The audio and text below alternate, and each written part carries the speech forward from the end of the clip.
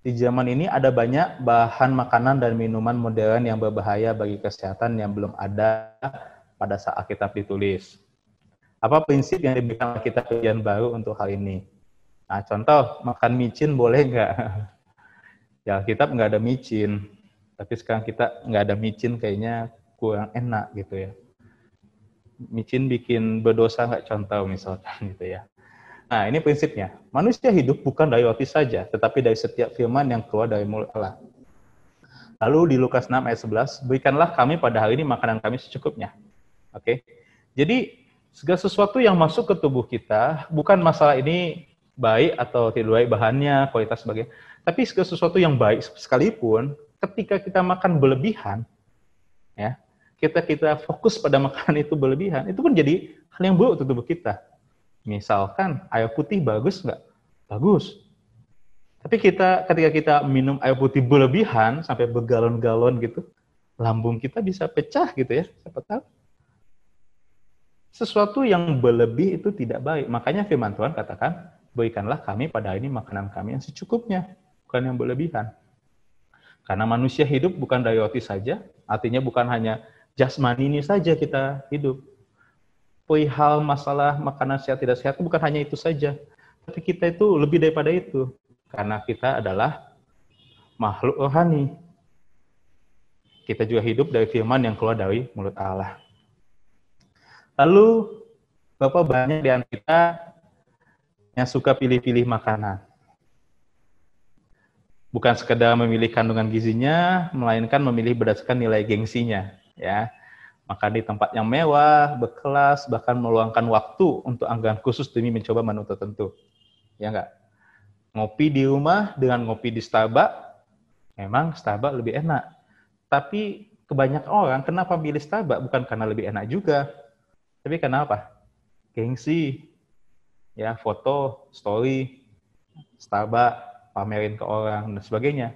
Jadi, itu juga menjadi pertimbangan gitu ya.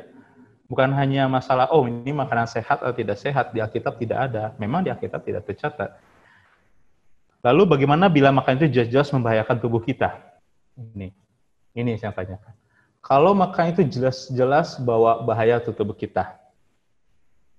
Katakan, aku tidak, atau tidak tahukah kamu bahwa tubuhmu adalah bait Roh Kudus yang diam di dalam kamu, Roh Kudus yang kamu peroleh dari Allah, dan bahwa kamu bukan milik kamu sendiri. Sebab kamu telah diberi dan harganya telah lunas dibayar. Karena itu, muliakanlah Allah dengan tubuhmu. Ketika kita tahu sesuatu itu membahayakan tubuh kita, bagaimana kita dapat memuliakan Allah dengan tubuh kita? Ini deh, balikan prinsip kita bahwa tubuh ini bukan milik kita, tetapi milik Tuhan karena kita sudah dibayar oleh Tuhan. Dan tubuh kita ini adalah baik. Jadi makanan apapun, ketika kita tahu itu membahayakan, misalkan contoh, makan yang berlemak seperti daging kambing dan sebagainya boleh nggak? Boleh. Tapi kalau kita tahu kita punya penyakit darah tinggi, asam urat dan sebagainya, kita masih aja makan, masalah besok, masa bodoh, yang penting hari ini kesenangan. Ingat, apakah dengan itu kita bisa memuliakan Tuhan ketika kita sakit? Itu jadi pertimbangannya, ya.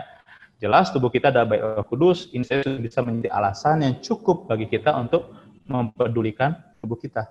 Jadi perlu seimbang, gitu ya. Lalu Roma, karena itu saudara-saudara demi kemurahan Allah, aku menasihatkan kamu supaya kamu mempersembahkan tubuhmu sebagai persembahan yang hidup, yang kudus dan yang berkenan kepada Allah. Itu adalah ibadahmu yang sejati. Bapak Ibu, saudara-saudari, tubuh kita ialah diminta untuk dipersembahkan kepada Tuhan sebagai persembahan yang hidup, yang kudus dan berkenan. Bukan semata-mata roh dan jiwa saja. Tubuh sendiri kita harus persembahkan pada Tuhan sebagai ibadah yang sejati. Jadi, agar kita tetap fit, jaga tubuh, kita bersepeda, olahraga, jaga makan, dan sebagainya. Bukan semata-mata agar apa? Hidup kita makin panjang. Itu prinsip yang salah. Oh, saya makan yang sehat agar hidup saya panjang gitu ya. Nggak sakit-sakitan. Tapi lebih daripada itu, prinsip kekristenan mengajar kita agar kita menyadari bahwa tubuh kita itu dipersembahkan untuk Tuhan. Ya. Lalu yang terakhir, 1 Tesalonika 5 ayat 18, mengucap syukur dalam segala hal, sebab itulah yang dikehendaki Allah dalam Kristus Yesus bagi kamu. Mungkin bahan-bahan makanan itu tidak tercatat di Alkitab, tapi dengan jelas Alkitab mengajarkan kita bagaimana bersikap dengan makanan itu. Mau kita makanan sehat, makanan enak, tapi ketika kita tidak mengucap syukur, makanan itu tidak jadi enak atau tidak ada apa-apanya gitu ya, jadi manfaat untuk tubuh kita. Walaupun itu hanya nasi, kerupuk dengan kecap manis, tapi dengan ucapan syukur dengan perut yang lapar, itu bisa jadi makanan yang enak, betul tidak? Mungkin Bapak Ibu belum pernah mengalaminya, saya sering waktu masih remaja. Makan nasi putih, kerupuk, kecap manis, wah, ya, lagi susah itu enak. Karena apa? Ucapan syukur.